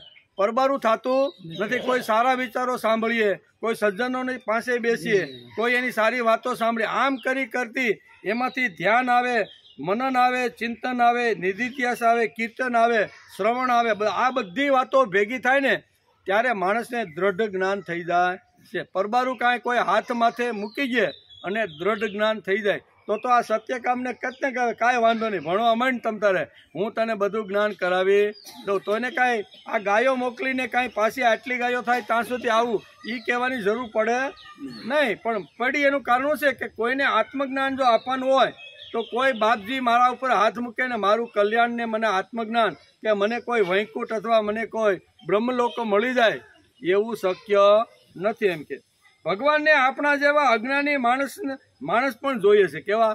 અર્જુન જેમ અહીંયા સાંભળ્યું નથી ને અજ્ઞાની થઈને બેસી ગયો છે ને એવા માણસો ભગવાનને આપણને પણ જોઈએ છે. આપણે પણ જોઈએ ભગવાનને પણ આપણા જેવા અજ્ઞાની માણસો જોઈએ છે. નિર્બળ અને અજ્ઞાની માણસનું પતન નિશ્ચિત છે. પણ દુબળા હશે, કદાચ માયકાંગલા હશે, પણ સર્જન તો મારું જ છે ને. આવા નબળાને પણ મારે શું કહેવાય આવું એનું અધપતન થવા દેવું નથી. તેથી તો ભગવાને ગીતામાં કીધું કે અપિછેત્સુ દુરાચારો ભજતે મામન્ય ભાગ. ગમે એવો દુરાચારી માણસ હશે ને પણ એકવાર મારું શરણ લેશે ને તો એને હું ધર્માત્મા બનાવી દઈશ. એટલે જગતની અંદર જે કોઈ દુબળો હશે, નબળો હશે, અજ્ઞાની હશે, ક્રોધી હશે, કામી હશે, એ બધું મારા સંતાનો મેં જ ઉત્પન્ન કરેલા છે. પણ આ દરેક જે મેં કરેલી જે માનવ સૃષ્ટિ છે એમાં મારે અજ્ઞાની હોય, દ્રઢ જ્ઞાની હોય કે અદ્રઢ જ્ઞાની હોય એનું મારે પતન થવા દેવું નથી. એને તો મારે મારી પાસે જ બોલાવવાનો છે. વાર ગમે એટલા જન્મારા લેવા પડે તો લેવા દઈશ, પણ એને બોલાવવાનો તો મારી જ પાસે છે. અજ્ઞાની માટે તો ઉપદેશ છે. અજ્ઞાની માટે ઉપદેશ છે. બીજા અધ્યાયના 26મા શ્લોકમાં ભગવાન પોતાની દિશા બદલે છે. દલીલ અને તર્કનો સહારો લે છે.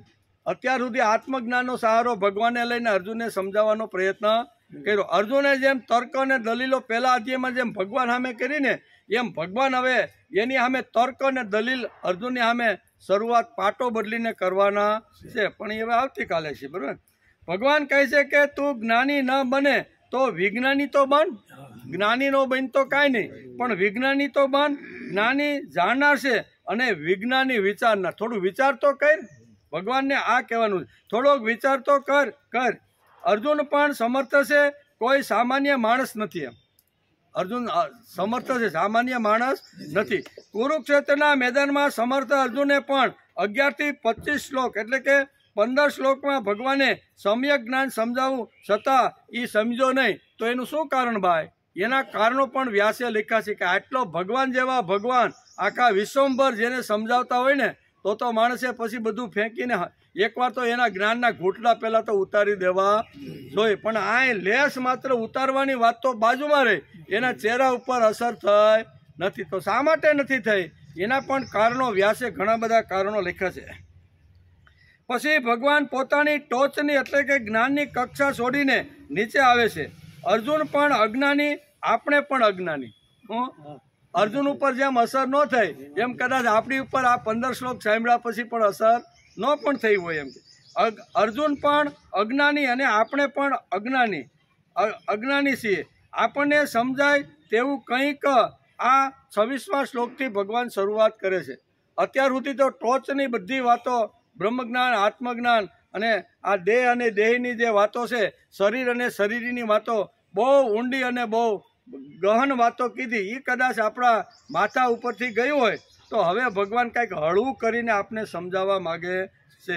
એટલે કે ભગવાન 11 થી 25 શ્લોકમાં આત્મા કેવો છે તો કે નિત્ય છે, આત્મા કેવો છે તો કે અજન્મા છે, આત્મા કેવો છે તો સનાદિ, આવા બધા વિશેષણો આપી અને અહીંયા અર્જુનને તત્વજ્ઞાન સમજાવવાનો પ્રયત્ન કરે છે. 11 થી કેટલા 25 શ્લોક એટલે કેટલા થયા ટોટલ 15 શ્લોક. યાદ રાખવાનું કે 15 શ્લોક સુધી અહીંયા ભગવાને તત્વજ્ઞાન અને આત્મજ્ઞાન અને બ્રહ્મજ્ઞાનની વાતો અર્જુનની સામે મૂકી છે. અર્જુને ખબર કેમ ન પડી ભાઈ? આટલું બધું એની નજીક હોવા છતાં ભગવાન જેવો ભગવાન કહે અને એને ધ્યાન ન પડે તો એનું ખબર? આટલા મોટા સમર્થ પુરુષ સમજાવે અને અર્જુનના મગજમાં ન બેસે, એ આવો પ્રશ્ન તો આપણને ઊભો થાય. શું થાય? આપણા જેવા તો કદાચ ઠોઠ નિહાળ્યા ને કદાચ ગમે એટલું કહે તો કદાચ સમજાય નહીં, પણ આ તો દ્રોણાચાર્યનો શિષ્ય હતો. કેવો? દ્રોણાચાર્ય પાસેથી શસ્ત્ર અને શાસ્ત્ર બંને પ્રકારના આવી રીતના વિદ્યાનું જ્ઞાન એને મેળવ્યું હતું. ભગવાન કહેનાર છે, અર્જુન સાંભળનાર છે. હવે જે ખેલ થાય છે ને, હવે ભગવાન કહેનાર છે અને અર્જુન સાંભળનાર છે. અર્જુન અત્યારે આવેશમાં છે, અર્જુન અત્યારે આવેગમાં છે, અર્જુન અત્યારે શોક સંવિઘ્ન છે અને એટલો વિષાદમાં છે કે મોહે એને ચારે બાજુથી ઘેરી લીધો. ન સમજાણું એનું કારણ આટલા કારણો ભગવાન આપે છે કે શું છે, કોઈ પણ માણસ આપણે પણ કોઈ વાત કહેવામાં આવે અને આપણે કોઈ દુઃખમાં હોય, શોકમાં હોય, વિષાદમાં હોય અને ઘણી બધી સંપત્તિ કાં ઘરમાંથી કોઈ વહી ગયું હોય અને એવા સમયે જો આપણે કોઈ જ્ઞાન આપવા આવે તો લાગે ખરું? કોઈને વાત કરે સાંભળે ખરો, પણ એનું શોક સંવિઘ્ન હોવાથી એના મગજની અંદર બેસતું નથી. તેથી વ્યાસ અહીં કહે છે કે અર્જુનના મગજમાં વાત ન ઉતરી એના આ બધા કારણો છે. મનની અંદર એક મોટો જબરદસ્ત શોક હતો કે આવા સગા સંબંધી સ્વજનોને, ગુરુને મારીને એના કરતાં તો હાથમાં તબકડું લઈને માગીને પેટ ભરવું સારું, પણ ગુરુજનોને મારી અને મારે નરકની અંદર જવું નથી, મારે આવું પાપ કરવું નથી. એટલે શોક સંવિઘ્નમાં એટલો બધો ડૂબી ગયેલો હતો કે ભગવાન જે કાંઈ કહે ને એ એને કાંઈ અસર થતી નહોતી. એટલો મોહની અંદર હતો. પિતામહ અને દ્રોણાચાર્ય ઉપર એટલો બધો એને મોહ હતો કે મોહને હિસાબે એના મગજમાં કોઈ નહોતું. બીજું, એના મનમાં એક આવેગ હતો. એના મનની અંદર એક અત્યારે શોક સંવિઘ્ન વિષાદ ઘૂમતો હતો. શ્રોતા વક્તામાં પણ આવું જ છે. શું છે? આપણે કાંઈ ઘરવાળીએ કાંઈ ડોહીમાં કાંઈ કીધું હોય ને પછી અહીંયા આવી ગયા હોય, બરાબર ને? હવે ઘેરે જઈને એની વાત છે, અટાણે તમારે ઉતાવળ હતી એટલે હું અહીંયા આવી ગયો, પણ હવે આવું મનમાં લઈને જો આપણે અહીં બેસી તો અહીંથી ગમે એટલી મન ક્યાં હોય આપણું કે 10:30 થાય ને પછી 11 વાગે ક્યારે કહું અને સવારે તે જે આકરા શબ્દ કીધા હતા એનો જવાબ હું ક્યારે આપું? મનમાં એ ગુમતું હોય તો ગીતાનું જ્ઞાન ગમે તેટલું શ્રેષ્ઠ જ્ઞાન હોય, સમ્યક જ્ઞાન હોય, ગમે એટલું સાંખ્ય જ્ઞાન હોય તો ઉતરે ખરું? એવું જ અર્જુનનું છે.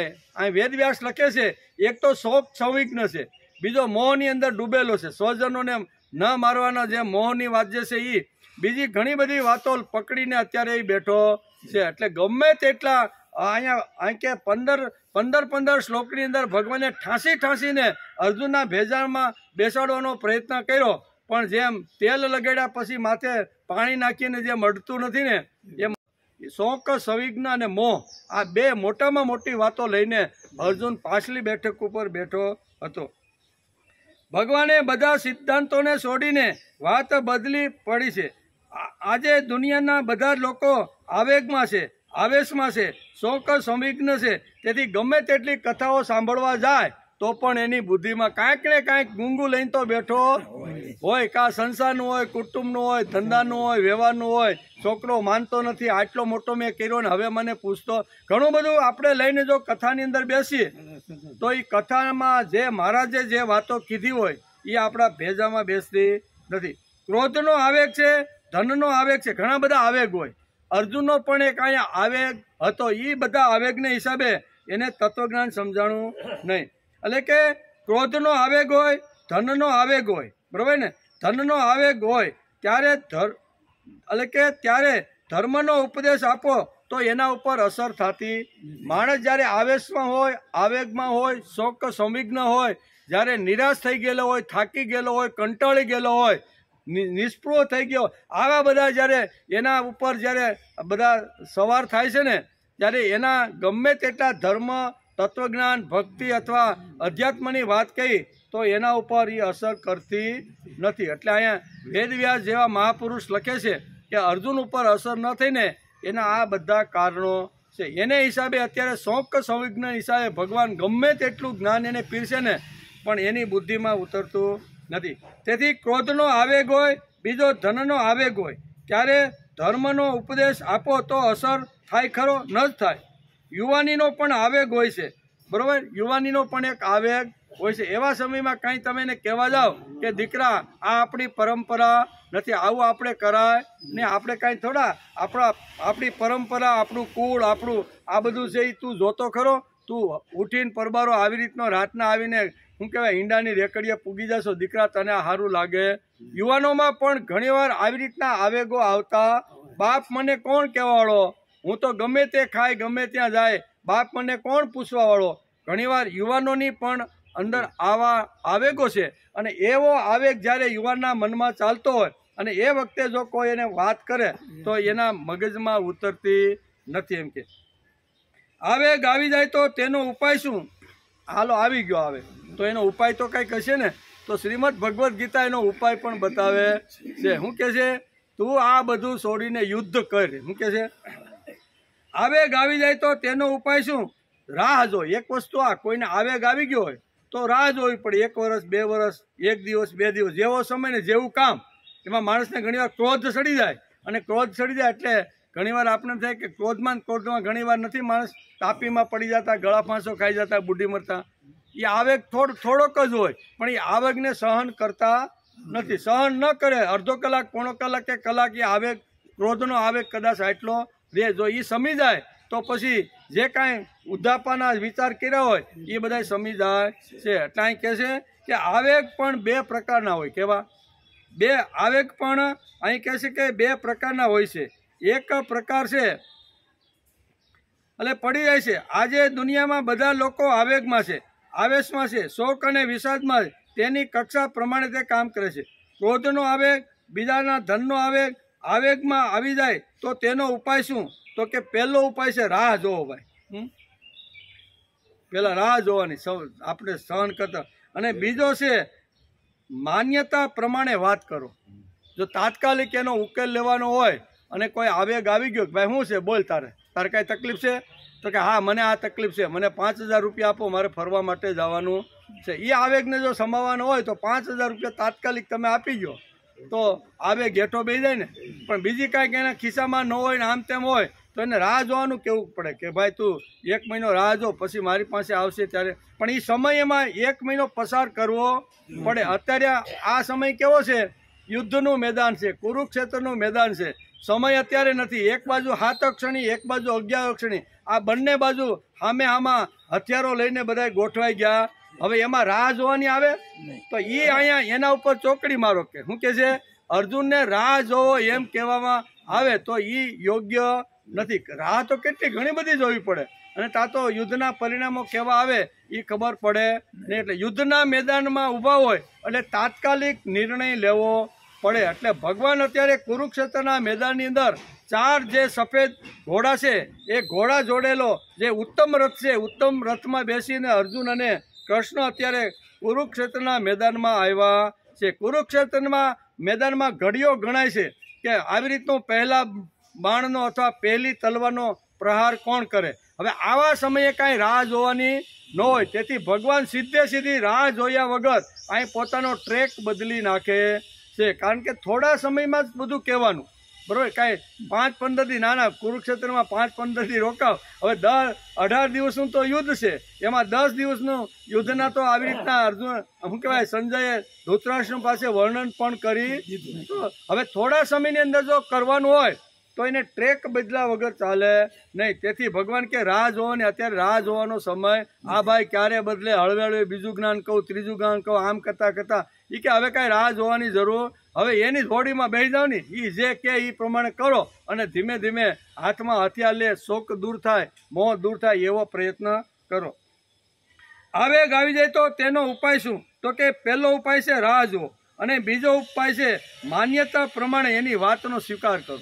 એ ભાઈ શું કહે છે એનો સ્વીકાર કરો. આવેગ હોય ત્યારે કોઈ પણ તત્વજ્ઞાન સમજાતું નથી. ભગવાન રાહ કેવી રીતે જોવે? યુદ્ધનું મેદાન છે ભાઈ, અત્યારે રાહ જોવાનો ટાઈમ નથી. રાહ જોવાનો જો કાંઈ બીજા કોઈ મંડપ કરીને કોઈ કથા હાલતી હોય ને ત્યાં ભગવાન જો ગીતા કહેતા હોય તો કાંઈ વાંધો નહીં, આપણે ક્યાં ઉતાવળ છે, આવતીકાલે કહ્યું એમ કરીને રાહ જોડાવ. પણ અહીં તો યુદ્ધનું મેદાન, થોડા ક્ષણોની અંદર યુદ્ધનો નિર્ણય લેવાનો છે, યુદ્ધ શરૂ થવાનું છે અને એમાં કાંઈ રાહ જોવાનું આવે નહીં. પૂજ્ય પાંડુરંગ શાસ્ત્રી આ ગીતાનો સિદ્ધાંત ખલીલ જીબ્રામની કહે છે. ખલીલ જીબ્રામની ઘણી બધી વાતો આ સમાજની અંદર પ્રચલિત છે. એમાં એક વાર્તા એવી રીતની છે કે ઘણા વર્ષો, લગભગ 30-40 વર્ષથી એક ડુંગરની ટોચ ઉપર એક મહાત્મા, એક સંત પોતાની ઝૂંપડી બાંધી અને ત્યાં રહે છે. હજારો લોકોના એને જીવનો બદલી નાખ્યા, વિચારો આપ્યા, સારામાં સારી વાતો કરી, જે દૂષણો હતી દૂર કરવાનો પ્રયત્ન કર્યો. એટલે સંત તરીકે એની પ્રતિષ્ઠા આજુબાજુમાં ખૂબ વિસ્તરી ગઈ. યશ મળ્યો, કીર્તિ મળી, ચારે બાજુ વાહ વાહ થવા લાગી. એક દિવસ એક યુવાનને મૃત્યુ એટલે કે મરવાનો વિચાર થયો કે આટલું બધું કર્યું છતાંય કોઈ કાર્યમાં હું સફળ થતો નથી સફળ થતો સંસારમાં, નથી સફળ થતો ધંધામાં, કે નથી સફળ થતો વ્યવહારમાં, મિત્ર મંડળમાં સફળ થયો નહીં. તો આવા જીવનને હવે શું કરવાનું છે?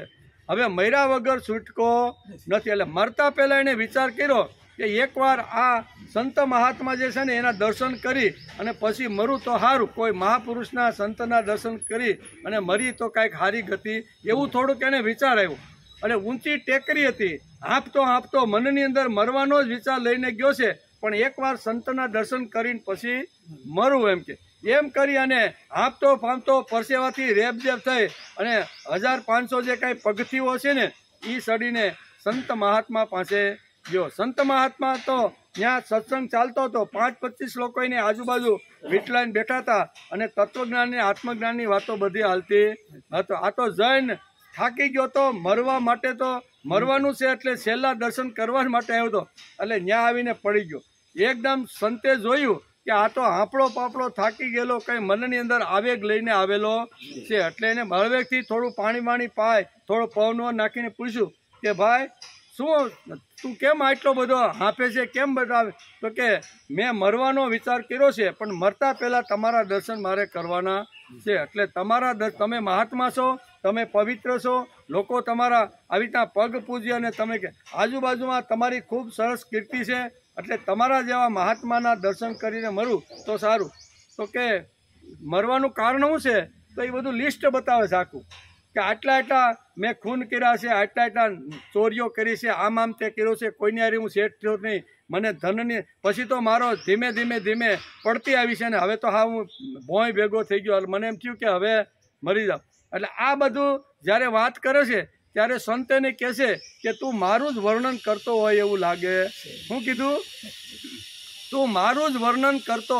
ઓલો તો એકદમ ચોંકી ગયો કે આની કીર્તિ, આનો યશ તો ચારે બાજુ ફેલો છે. પવિત્ર આવી રીતના મહાન સંત છે જેની વાણી ખૂબ જ સારી છે લોકો સાંભળવા માટે, અને આ આવું કેમ બોલે છે?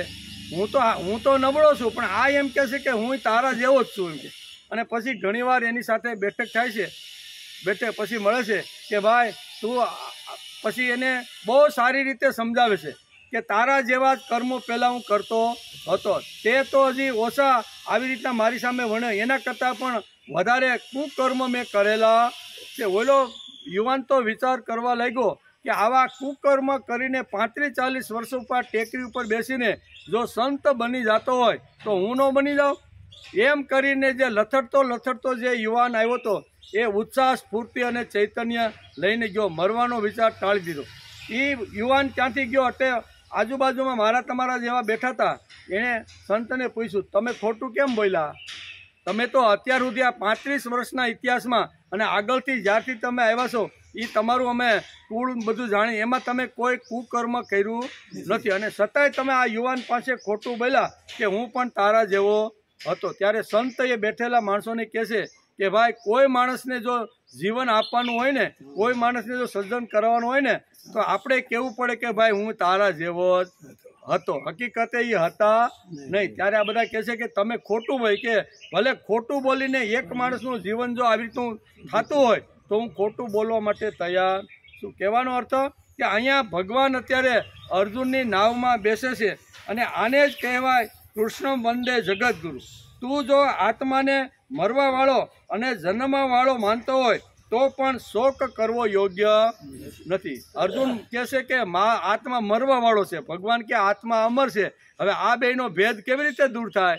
પણ ભગવાન કે કાંઈ વાંધો નહીં, હાલ તારી નાવડીમાં બેસી અને તું જેમ કહેવા માગતો એમ હું કરીશ, પણ તું તારો શોકને દૂર કર. આમ કરીને અત્યાર સુધી આત્મજ્ઞાન સમજાવવાનો જેણે પ્રયત્ન કર્યો એ જ આ કૃષ્ણ વંદે જગતગુરુ છે ને, એ જગતના ગુરુએ પાટો બદલો છે. આપણે પણ સંસારની અંદર, વ્યવહારની અંદર ક્યારેક જો પાટો બદલવાનો પ્રસંગ આવે ને તો બદલવાનો પ્રયત્ન આપણે કરવો જોઈએ. કે ભાઈ આપણે ઘણીવાર છોકરાઓને બધાને ઘણી બધું આવી રીતનું ટક કરીને બધું સમજાવવાનો પ્રયત્ન કરીએ સહી, પણ હારા કોઈ માનતા જ નથી. ઘણીવાર આપણને આવું થાય. તો અહીંયા અર્જુનની જે તત્વજ્ઞાનની જે વાતો છે એ કૃષ્ણ વંદે જગતગુરુ ભગવાન પોતાના મુખારવિંદમાંથી કહે છે, પણ છતાં એના ભેજામાં બેઠી. તો કદાચ એના ભેજામાં ન બેઠી હોય તો હળવે ધીમે ધીમે એ શું કરવા માગે છે કે બાપા તમારે આજ તો અમારી હોટલમાં અમારા ભેગવા કાંઈ વાંધો નહીં, હાલ આવું, ત્યાં ભલે નહીં રોટલીને શાક ખાઈ લઈએ આપણે. હવે આ હાળા બગડા છે ને, આ તો શનિ રવિએ ઘેરે ખાતા જ નથી ને, આ બધું બહારનું ખાઈને પેટ આવું જો કરી તો શું થાય? એટલે ઘણીવાર એની નાવડીમાં બેસી જવાનું કે કાંઈ વાંધો નહીં, વર્ષમાં 1-2 વાર દીકરો એમ કે બાપા તમારે અમારી અરે આ હોટલમાં તો તમારે આવવું, કાંઈ વાંધો નહીં, હાલો હું